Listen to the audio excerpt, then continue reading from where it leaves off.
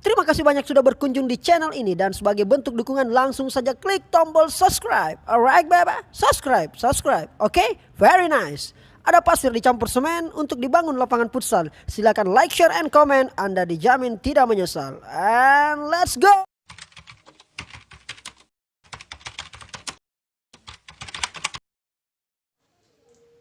Oke, baik, bismillahirrahmanirrahim. Hampir sebulan diperlakukan kebijakan social distancing atau physical distancing belum juga memberikan dampak signifikan pada upaya menekan angka infeksi wabah corona di Indonesia. Hari ini kita terus dihadapkan pada fakta erupsi kasus infeksi COVID-19 yang masih terus berlanjut dengan tingkat ledakan kasus yang semakin mengkhawatirkan. Harus diakui, social distancing yang merupakan pembatasan interaksi sosial atau physical distancing, yaitu pembatasan jarak fisik, adalah hal baru yang menjadi bagian dari masyarakat Indonesia yang berwatak kolektivis komunal.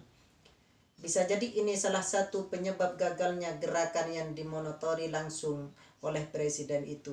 Sebagai alternatif kebijakan lockdown dan darurat sipil yang batal diperlakukan oleh pemerintah dengan berbagai alasan. Video ini coba dibangun dengan melacak budaya komunikasi manusia Indonesia yang dikenal ramah, senang kumpul-kumpul dan memiliki ketertarikan sosial yang tinggi. Masyarakat kita tak memiliki jejak budaya individualistik yang mengedepankan sekat-sekat privat dan kebebasan individu sebagaimana di negara-negara barat. Kita terbiasa berinteraksi dalam jarak sosial padat dan terbuka, termasuk dalam urusan-urusan pribadi sekalipun. Bahkan pada sebagian masyarakat ada budaya berbagi yang melibatkan semua anggota kelompok yang dapat ditemui di suku-suku pedalaman di Indonesia.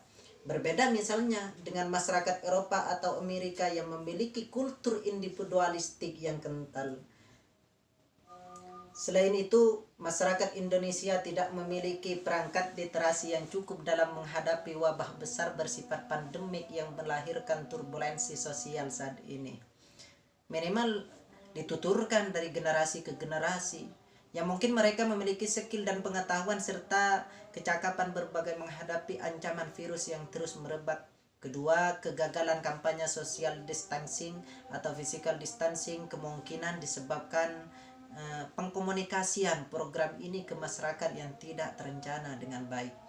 Penanganan komunikasi krisis oleh pemerintah pusat dalam menghadapi wabah COVID-19 terkesan kacau dan dadakan, yang melahirkan krisis komunikasi, menurunkan tingkat kepercayaan serta merusak reputasi pemerintah di mata masyarakat dalam mengenai virus corona. Saat kampanye social distancing dilaksanakan di minggu-minggu pertama, ketaatan masyarakat dalam mengikuti himbauan sangat kecil adanya. Semua masyarakat mengikuti ajakan pemerintah untuk berada di rumah masing-masing selama 14 hari. Kemungkinan infeksi corona di Indonesia dapat diminimalisir dan angkanya tidak sebesar saat ini. Coba kita lihat total data di Indonesia dari tanggal 17 Mei sampai tanggal 3 Desember bulan ini, yang setiap harinya menampilkan jumlah kasus baru yang dilaporkan dari hari sebelumnya, bahwa total kasus mencapai 636.000, sembuh 522.000, meninggal dunia 19,248 nyawa yang meninggal karena terinfeksi COVID-19. Dan yang paling terupdate pada bulan ini, tanggal 17 Desember, yang positif terinfeksi COVID-19 itu mencapai 643.508, sembuh 526.979, meninggal dunia mencapai 19.390 nyawa meninggal terinfeksi COVID-19. Ini merupakan angka yang begitu signifikan cepatnya melanda di Indonesia.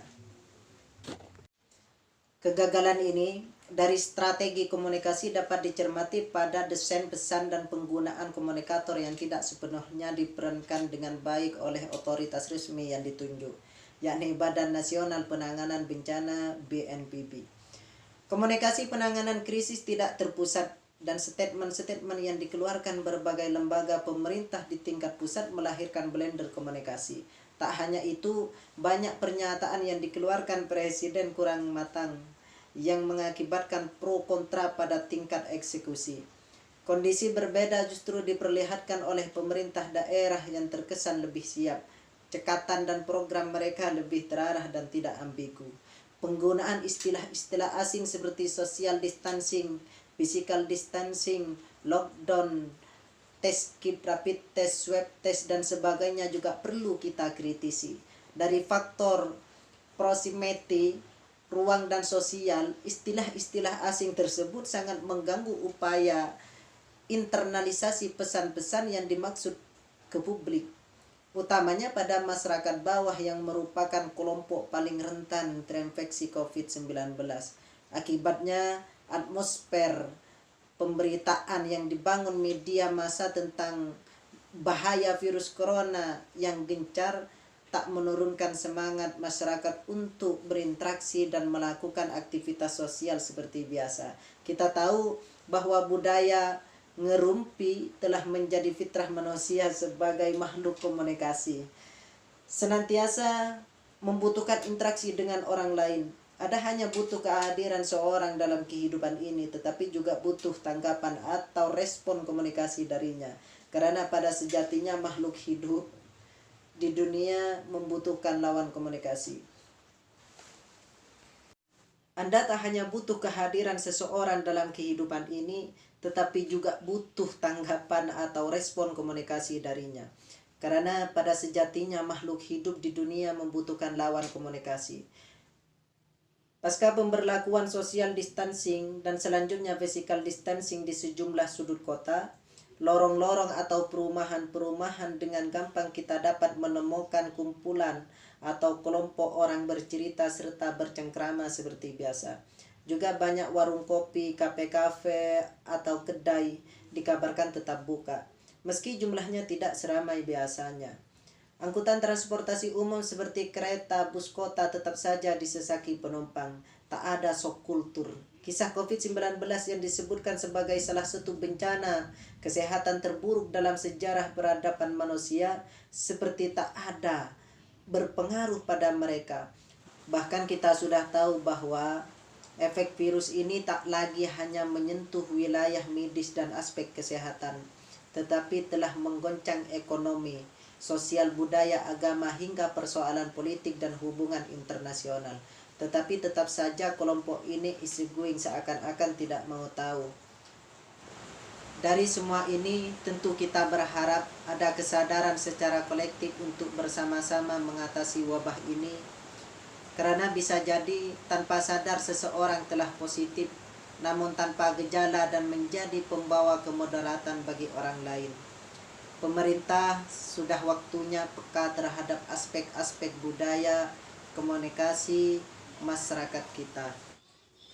Pesan saya untuk seluruh warga Indonesia dimanapun berada, bagaimana kita terus membangun kesadaran secara kolektivitas untuk bersama-sama mengatasi wabah ini.